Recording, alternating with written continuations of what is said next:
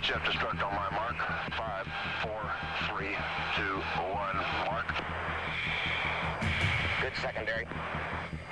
Shogun 2 cleared to fire. Shogun 2, clear to fire. Nomad 3 cleared to fire. Nomad 3 cleared to fire. 30 seconds.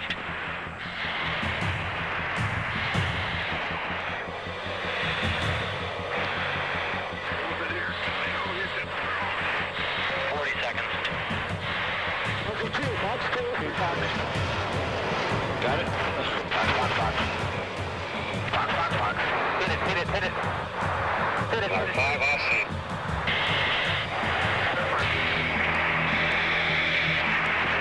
Outstanding. 31, arm safe, back up. Handler, confirm arm safe. And the 4 is arm safe.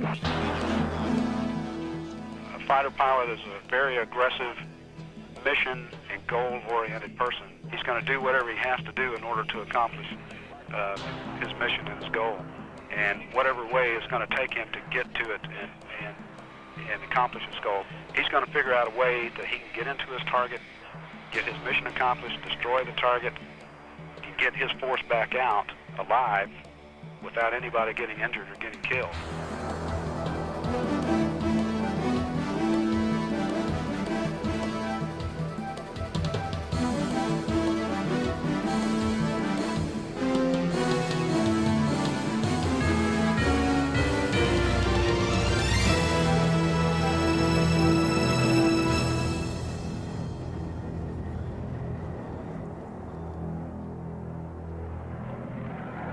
Air superiority, the principal mission of the air-to-air fighter, to deny the enemy access to the skies, to provide safe passage for the strikers and attackers. This is the role that falls to some of the most sophisticated aircraft in aviation, and the pilots that fly them. The Air Force's mission is air supremacy, as we saw in Desert Storm, so the ability to own the skies and then take advantage of that to basically drive wherever you need to put bombs on targets is coupled with the ability to sweep the skies of enemy fighters and additionally use whatever assets you have to take away their capability to employ surface-to-air missiles, or if they do employ surface-to-air missiles, being able to defeat those.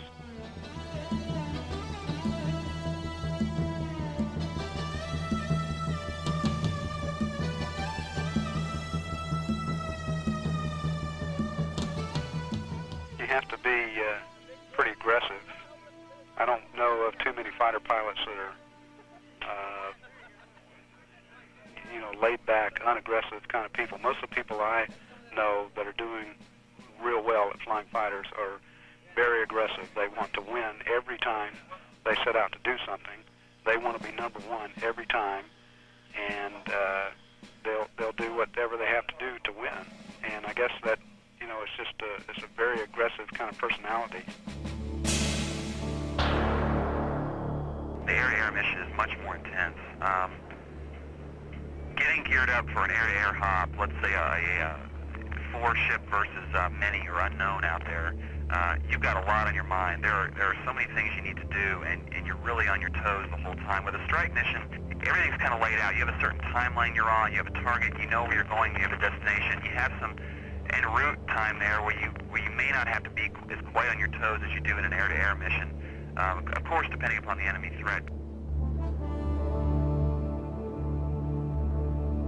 The challenge of doing that, and the fact that it is fluid, it changes constantly, and you can never really completely predict what's going to happen out there is one of the big draws of tactical aviation, to go in and meet the demands of that ever-changing fluid environment. And it's one of the reasons that most of the guys, as much as we love to fly low altitude, drop bombs, but most of the guys lean just for the sheer challenge of it. We prefer the air-to-air arena because you never can predict it. It's always fluid and changing. And you're right, it is almost like a dance. And timing is critical, and decision-making is critical, and it's one of the big draws of tactical aviation and why we all love it so much.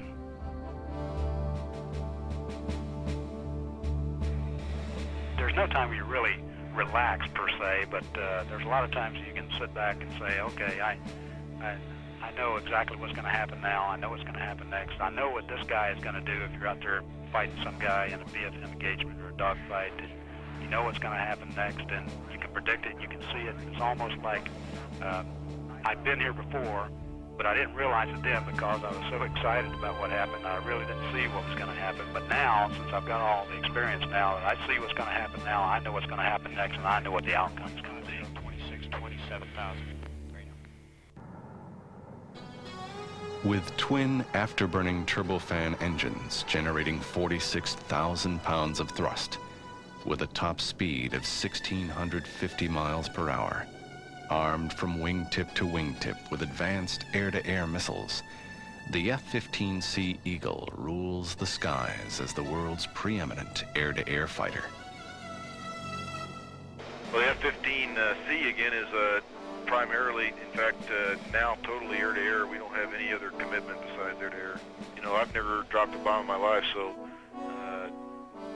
that pretty much tells you, you know, what our approach is. Well, the F-15 has three primary roles that we look at. One is defensive counter-air missions where we're protecting some asset or area that we want to prevent fighters from going in. It's normally on the friendly side of the border.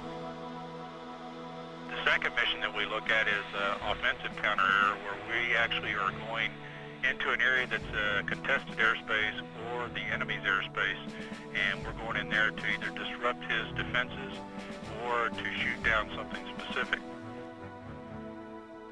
The last one we look at is still in the offensive counter-air role, but it's tied to protecting strike aircraft, bombers, friendly bombers going across to find a target that they've been tasked to destroy. He is the basic air-to-air F-15. There's A, B, C, D, and now there's the E. And the C model is kind of the latest version of the air-to-air F-15.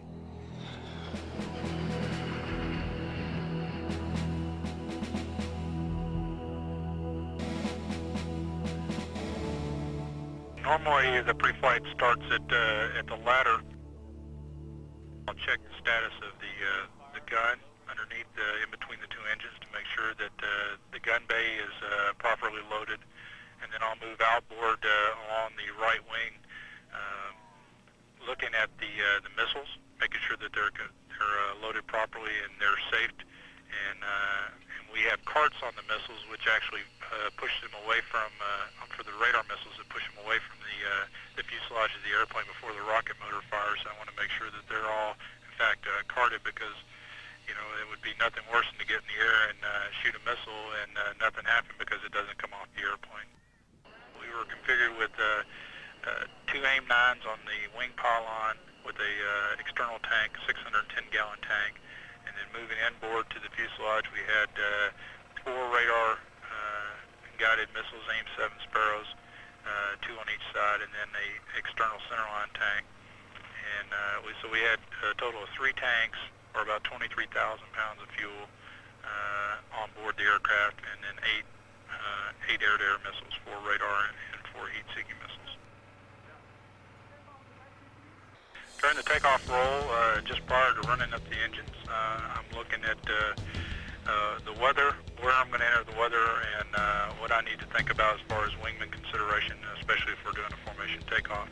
We'll run up the power, and I usually check it around 1,000 feet that I'm getting pretty close to 100 knots on the airplane for just a double check of proper thrust. Once I get to around 130 knots, I'm looking to rotate the airplane up to a takeoff position, and then I'm monitoring my wingman, scanning over him, cross-checking the runway and his spacing. Once we lift off, which is around 155 knots to 160 knots, then I'm looking to have at least 25 to 30 feet between us and the ground, and then getting the gear up, and then just trying to fly as smooth as possible for my wingman to have a good stable platform to fly formation off of. Once we continue on up through the weather, or if there's no weather at all, then I'll move him out to a more of a tactical formation, which allows us to visually scan for other aircraft and then start monitoring our radar system. The airplane is cleaned off with no pylons and no armament. You can get airborne at 800 feet and climb completely vertical, well out of sight from the person on the ground.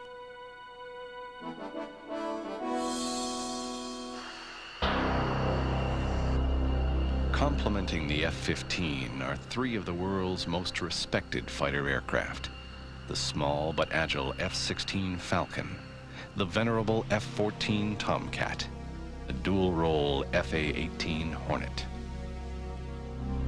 The F-18 was basically designed to be a high subsonic or transonic airplane, so its supersonic capability is not like the F-15s or the F-14s, but we can get to about Mach 1.3 or 1.4 easily. Although we spend most of our time flying at about 0.95 or so. Well, the F-18 is the follow-on aircraft to the A-7 Corsair. The big advantages that we had putting the F-18 into service were now you have the air-to-air capability that the A-7 Corsair did not have. It has much better platform for bombing. It's a state-of-the-art cockpit, computerized bombing solutions and all that. So it's just a lot better technology. Plus, it has the dual role. So that's basically it. The F-14's been around for a long time, and they would keep that in an air-to-air role because they were built around the AUG-9 radar and that Phoenix missile system and everything that they take a lot of pride in. The mission of the F-14 is it's the Navy's premier fighter. At this time and in the future, it will become involved as a strike fighter. But primarily, it's a fighter first and provides air superiority and fleet air defense for the carrier battle group. Well, the F-16, it looks like it is built to maneuver in the sky. So that's a number one thing right there. Additionally, with the way that the avionics is coupled, the pilot is sitting slanted back at a 15-degree angle and with some good capability, hands-on, to operate the radar with an excellent radar. All around, it's a really sweet airplane in the air-to-air role. The F-16 is a super aircraft. First of all, its performance and its turning capability and its weapons delivery capability are still unmatched by any other aircraft in the world. The aircraft is relatively easy to fly, and by that I mean take off and land, and it's a fairly forgiving airplane with its fly-by-wire flight control system. It is a difficult aircraft to employ in combat. Being a single-seat, single-cockpit aircraft, the pilot has to do everything. He has to keep up with the navigation, the threats, do all the switchology, take the appropriate action all the time. And so the F-16 is a pretty demanding airplane to employ well in combat. That's why we practice all the time. Being a Viper driver, I would say the F-16, and then my Eagle buddies across the hall would probably have to agree that they are number one. But I would say that definitely the F-16, F-15 combination is an excellent air-to-air capability. As far as the Navy goes, well, given the scenario, there's different capabilities with F-14 and F-18 combination. Of course, once the F-22 comes online, that will be the number one air superiority fighter.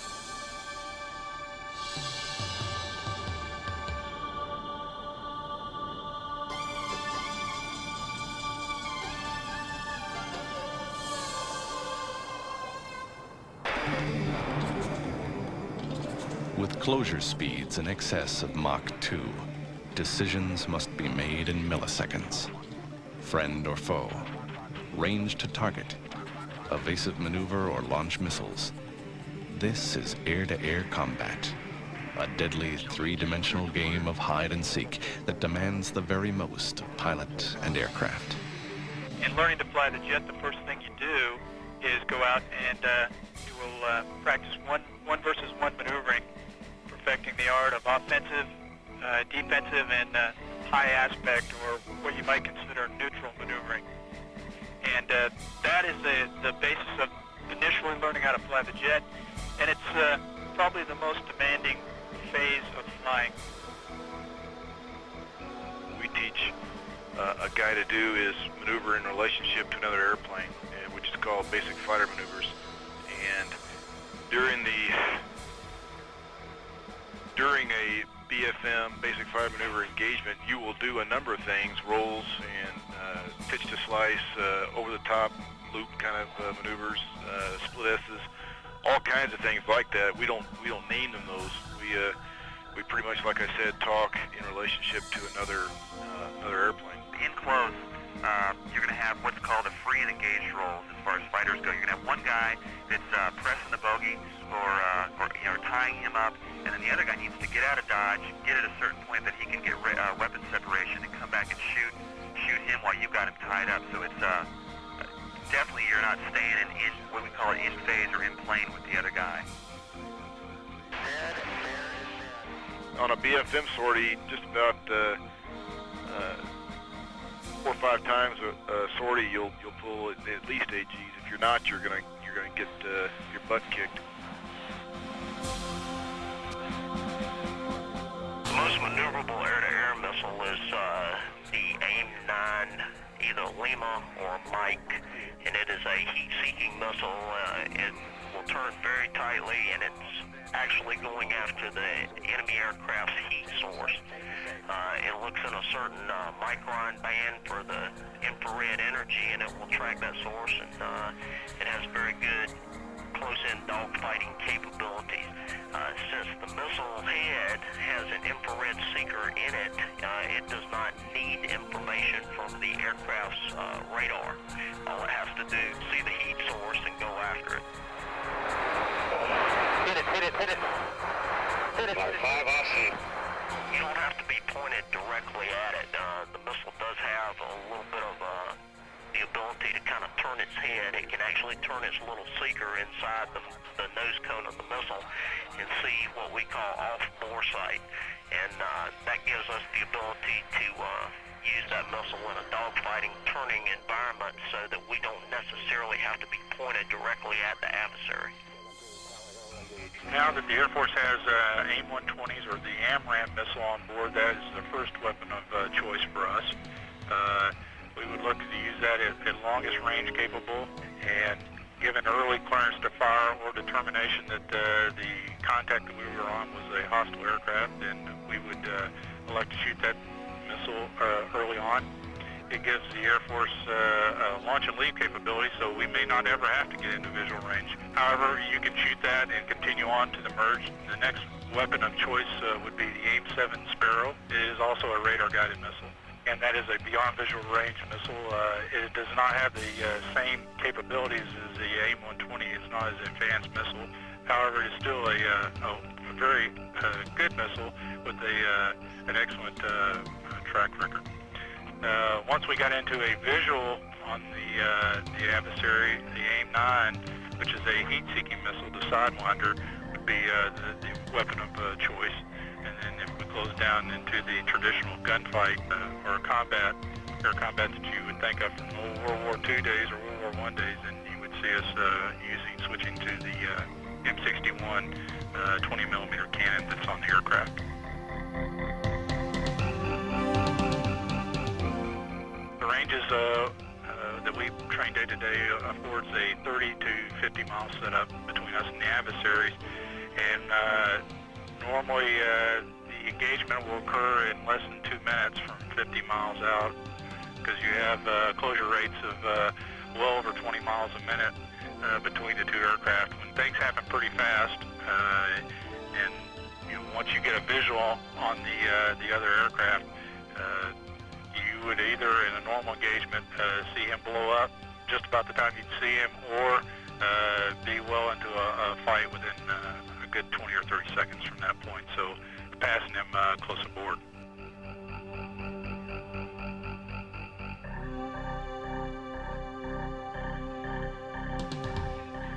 Merge is the area where the engagement is sighted. Usually what that boils down to is the visual merge.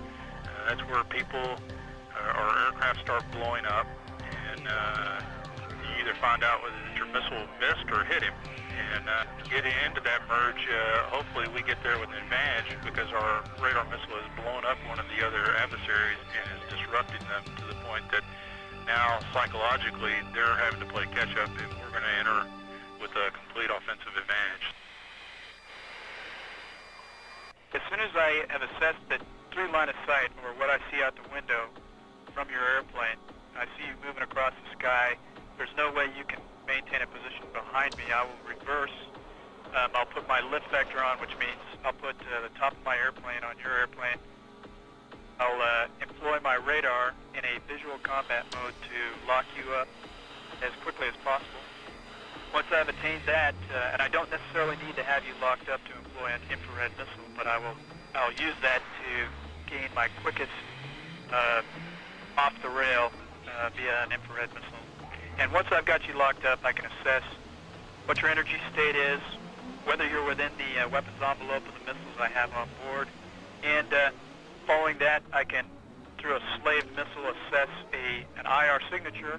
If I've got a good IR signature from my infrared missile, I'll go ahead and let that baby rip, and it should do most of the work for me. Box.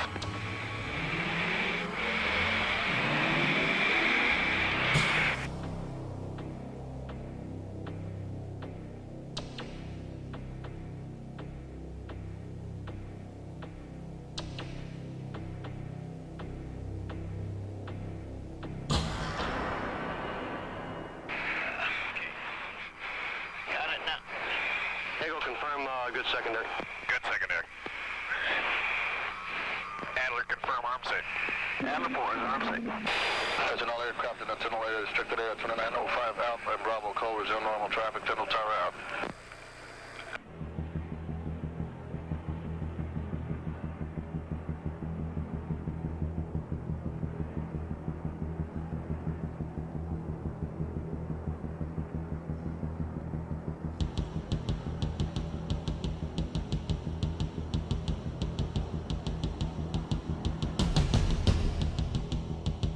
Way to defeat an airborne threat is to have sight of it. But the indicators in our cockpit are not accurate enough to tell us exactly where it's coming from. So for us to defeat with a high probability of winning is by maintaining the visual on that missile. If you are hit by an infrared missile, there is a good chance that you will survive. However, you probably are out of the fight for that day, which means as far as that enemy aircraft is concerned, you are not a factor to him. Additionally, you may not have the capability to maneuver defensively as required, but for the most part, even if the jet's flying, you're probably not going to put your bombs on a target or continue the aerial engagement that you're in. We'll typically employ by elements in a four-ship formation, which means 2 sets of 2, where you will use that line abreast formation to clear each other 6 o'clock, and aid in either a 2v1 engagement or a 2v2 engagement to maximize our geometry at the merge. You basically start with your ability to maneuver your airplane against another airplane, and then you'll work into a point where you'll work in tandem with another airplane versus another force of either equal or greater size, so that eventually, as you grow in the airplane and you've had a couple of years under your belt, you're up into four-ship employment where you're flying 4 F-15s versus another force, and that force can vary in size anywhere between 4 and an X number, 12 or better. So we typically in bigger scenarios where you're flying a four-ship, you may be facing 12 or better adversary aircraft. Really stress four-ship so that we kind of see that as our primary fighting unit as a four-ship. The leader is primarily concerned with the tactical execution of the mission. He briefs the mission. He knows where the target is. He knows how he develops the type of tactic that you're going to used in order to get into the target, or how you're going to go about attacking an enemy formation if that's your mission for that day. He knows and leads the other members of the flight into the target area and designs the type of tactic that's going to be used, the type of attack that's going to be used for that particular target, and how you're going to get back out of the target area safely. And the wingman and other members of the flight have various duties. They might back up the leader on navigation to make sure that we're going to the right area or that we're flying the proper route that we want to fly. He backs him up as far as threat lookout goes, looking for SAMs or AAA or enemy aircraft. He helps him out on the radio if needed by monitoring another frequency. You have to learn how to work as part of the team, even though you're in your own airplane and in your own cockpit where there's nobody else there but you. Yet you have to integrate the whole operation of your package or everybody that's in your group as part of the team to go out and accomplish your goal. You don't want to leave anything open. You want to make sure that everybody knows what they're supposed to be doing every step along the way. And sometimes certain parts of the mission can go basically unsaid because everybody knows what they're supposed to be doing. No matter how sophisticated your sensors are, your equipment, radars, warning, whatever systems you're using to detect what other aircraft or airborne contacts may be in the vicinity or that you're prosecuting, there's always the unknown that you may have one, there may be more, there may be other people you don't know about that you're not detecting, so the old eyeball is probably the best thing, so you're always looking out visually to see what's around you. Actually, I was leading a 4-ship up to the east side of Baghdad where we were set up a combat air patrol. We were rotating 2 ships back and forth, the 2 ships manning the combat air patrol, and the other 2 ships on the tanker refueling, air-to-air refueling. We were going back and forth, and during one of those cycles, while I happened to be on the tanker, my wingmen were manning the cap east of Baghdad, and the AWACS controller called him and told him that he had some hits, unknown bogeys, north of Baghdad, eastbound. My number 3 and number 4 man snapped in that direction, got their radar on them, did an excellent job of running the intercept and caught them. They appeared to be running for Iran, and I got them just short of the Iranian border and had the engagement there, and they went 4-0. We did what we're trained to do, went in and take a look with the radar, sanitized, make sure there aren't any other factor bandits that we have to be concerned about. We both did our job, sanitizing the area, sorted with the radar, picked out our bandits and rolled in behind them. Was pretty much like clockwork. It worked the way it was supposed to. Jet worked great, missiles worked great, and got in and out of there, no problems. Feels real good to be back home. The Iraqis, we knew were good at flying at very, very low altitude. And at very low altitude, we're saying well below 100 feet. And that's the case when these guys were detected. They were detected several miles away, ran on them, and the intercept was concluded at very low altitude. In fact, one of the pilots noted that the MiG aircraft were, in fact, kicking up dust. They were flying at such low altitude. We had a push time of about 3:15 local. Went up north at about 3:50. We were on target in southeast Baghdad. AWACS also is a big hand in all this. They were the big CCC command and control of everything.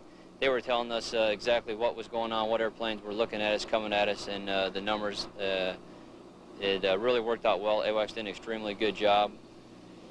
As we go up north, we hit our target area, or our cap point. We started capping for them. There was really no air-to-air threats up at the time, just a few intermittent hits, and then they were probably either landing right back away, trying to hide, or trying to go to dispersal bases if they could find them.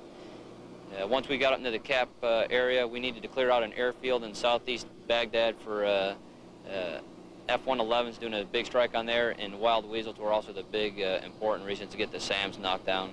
We get up there at about 3:50, like I said. We started a engagement. I got the contact that AWACS calls out as a hostile chasing my number 3 man, and at about the same time I'm turning back around towards the east. When I turn back around, I get a contact on a contact that isn't squawking our IFS, so when I lock this guy up, I can tell that he's not a friendly airplane. Come to find out that it's an F1. He's at about 8,000 feet headed west towards Baghdad, towards my number 3 and 4 men also, and we EID him as hostile. About 12 miles, I take a Fox 1, a radar missile. Everything's looking good. Thinking about taking another Fox 1, but no kind of interference or anything like that, so I just let one Fox 1 go. And about 4 miles in front of me, get a huge fireball. Actually, I get the missile coming off, which is a big flash coming off. Get a huge fireball, and the airplane blows up. When the airplane blows in a big, huge fireball, pieces get scattered everywhere. My number 2 man and I, we turn back south to get away from that initially. We come back up and trying to find, hopefully he has a wingman or something else. Actually, hopefully not, but we're looking for his wingman up there. See if he has anyone else coming up with them. We can't really find anyone else. AWACS is calling the picture clean. Actually, no Iraqi threats airborne at that time anymore. We continue to sweep and cap until all the wild weasels, all the EF-111s and the F-111s, F-15s are out of the strike area. Once they're out of the strike area, then we egress also. The Intercept, identifying the threat, preparing for the engagement, but always an exercise in geometry and a test of wills. There's several different ways to intercept other aircraft, vertical conversions or an offset laterally. And what a baseline intercept is that, first of all, a lateral with some altitude displacement maneuver to allow you turning room to convert to that guy's 6 o'clock. If he allows you to do that, it's pretty simple, and you roll out behind him, and like I said before, you'll schwack him with whatever you got on board.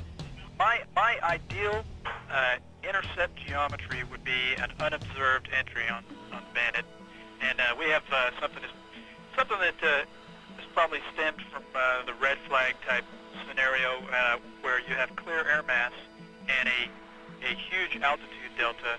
You're allowed what would be called either a Schwuppenhausen or a Stuka maneuver, where you come from a high altitude, you're able to acquire this guy at low altitude, and then you maintain your high altitude to a pure vertical conversion in a worst case position for this guy to find you, which means not only are you coming down from a horrendous altitude above him, but additionally you're needle nosing him as you do a vertical conversion.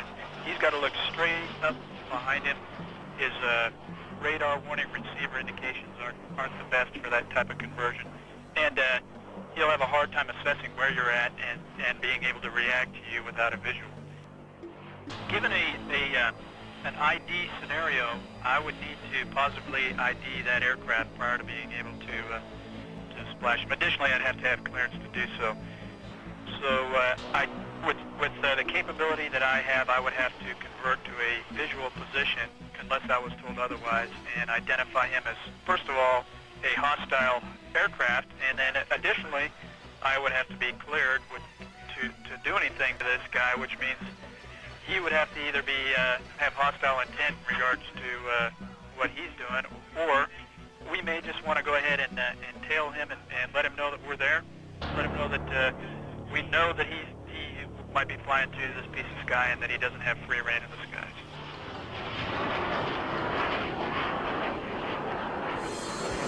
Okay, bogies appear to be coming, jinking to the right now, heading north. Speed 430, Angels 5,000 now in the descent. Bogies appear to be heading directly at us. I'm coming port, steady up 150 for 30-degree offset, 50 miles.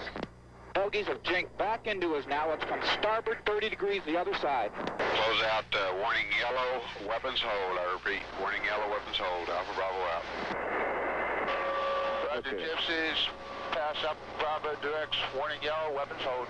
35 miles here. Roger that. Bogies have jinked back into me now for the third time with noses on at 35 miles. Angel 7. Bogies jinked back into me for the fourth time. I'm coming back starboard. Come back port now. Port, 27 miles. Bogies at 7,000 feet. 45. Watch up, bogies 13550, Angel 16. Heading 340. Okay. Roger, same bogies. You're in collision now. Steering. Okay, bogies have jinked back at me again for the 5th time. They're on my nose now. Inside of 20 miles. Master arm on, master arm on. See, good light. Good light. Okay, centering up the T. Bogey has jinked back into me again. 16 miles, center the dot. Say your angels. I'm at Angels 5, nose up. Oh, his angels. No, wait a minute. Angels are at 9. Alpha Bravo from 207. 13 miles. Fox 1, Fox 1. Oh, Jesus. Beacon right. Roger that. 10 miles, he's back on my nose. Fox 1 again.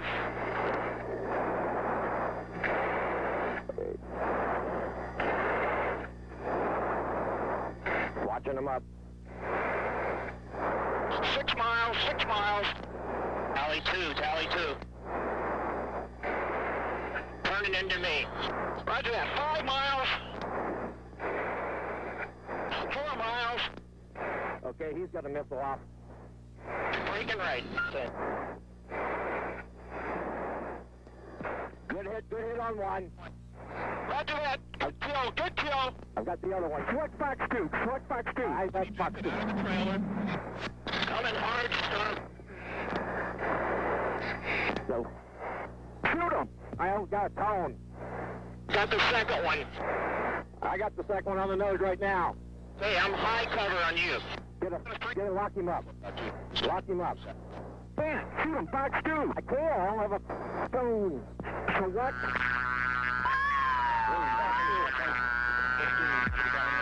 Good kill, good kill. Hey, good kill.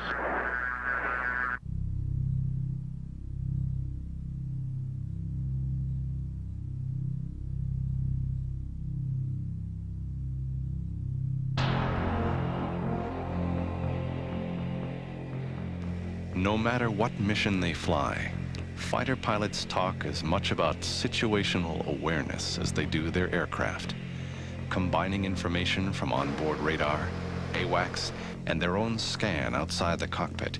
The pilot builds and maintains his awareness of the threats around him. The radar we have is one of the best around, and it's all pilots talk about SA, it's situational awareness, and it provides the most SA of anything. We have as much SA as anybody could have flying out there. We can search all the way out to 160 miles, and you know in advance what's coming at you or what's out there, and that really gives you all the SA you need and could ask for.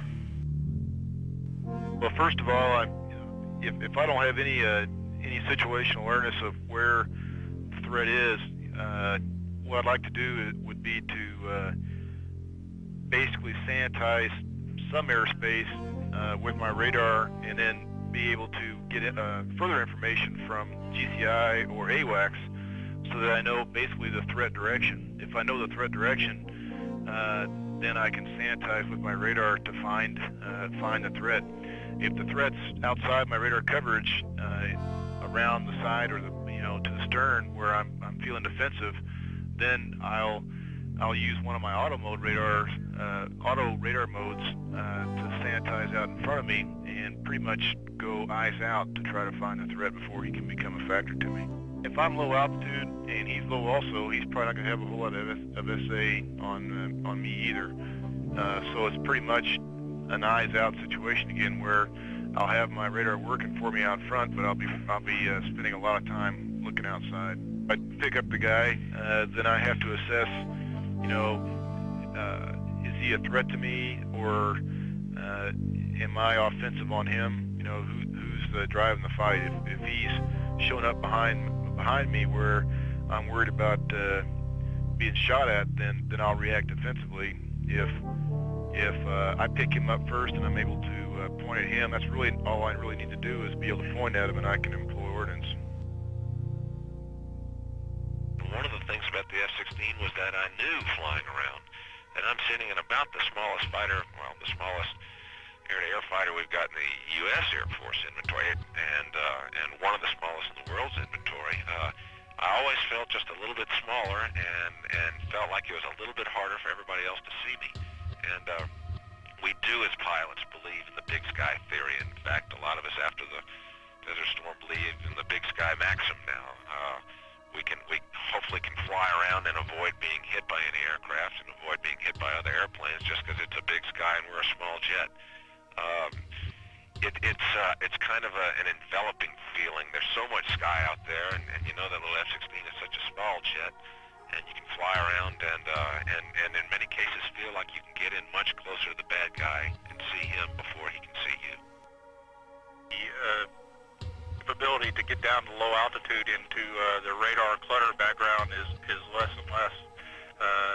It's still a viable tactic to get down there, but I think it's not like it was maybe 5 or 10 years ago, where the enemy had no capability to see you at low altitude. Now that capability is increasing across the board for everybody. Low altitude operations, look down, shoot down for the F-15, finding people down there, we can do that, and we can shoot them down very easily. Well, first of all, even today, we've become data processors as much as aviators. Flying has to be a secondary skill almost. I mean, it has to be a natural skill. If you have to mentally think about actually controlling and flying the aircraft today, you will be behind the game so much that you won't hardly be able to catch up. And so the pilot is going to have to be an information processor. He's going to have a very good grasp of the systems that are available on his aircraft and all the data that he can gather, and he's going to have to be able to make very rapid decisions in the air.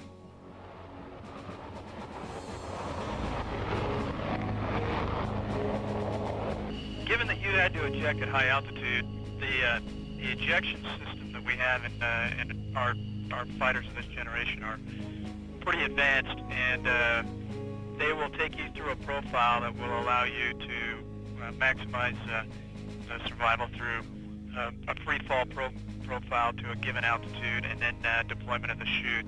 And that'll also help you out in regards to extreme cold and lack of oxygen. I pushed in on a small field called Medesis, and that's a forward deployed field that the Iraqis used, and picked up 3 F-1s that took off pretty much on my nose for about 25 miles out of that field, and they basically turned right into me and shot the leader with an AIM-7 and splashed him at about 4 miles from me, and then the second guy in line crashed at low altitude trying to avoid us, and the third guy ran, and we got in a tail chase with him. Our guess is he panicked, and again he was at probably less than 1,500 feet AGL, and it appears that he broke right when he saw his leader blow up. He broke right, and because he's so low that he hit the ground, and he hits the ground out in front of my nose, and you can see the cartwheel across the ground as he tumbles, and the airplane's exploding, and there's fire everywhere. They had just been scrambled off a strip alert, I'm sure, had just gotten airborne. They were airborne less than a minute before the first one died, so their adrenaline's up. They don't have their radars on. They're trying to figure out where they are. They may or may not even be strapped in totally, coming off alert. So their SA was basically zero.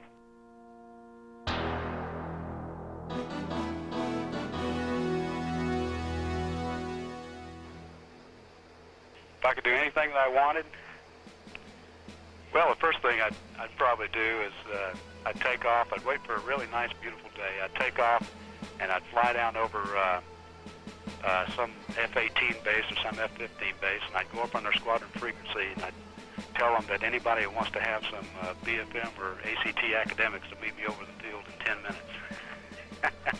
And then we'd see if we could get a big fight started right there over their field. We pick at each other quite a bit.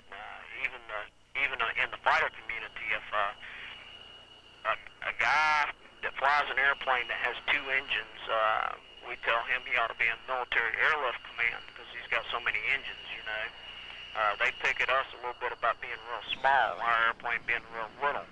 but we pick at them about all the engines they have, and we really pick hard at the guys that have two people in their cockpit, you know, because we're kind of in there by ourselves, and it takes two of them to do what we do by ourselves.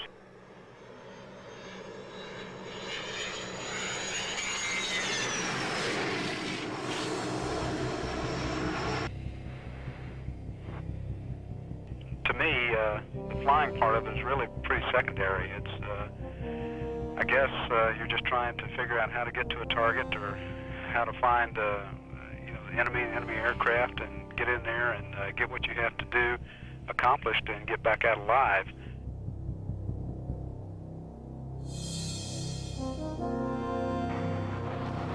Higher, faster, more powerful, with near invisibility.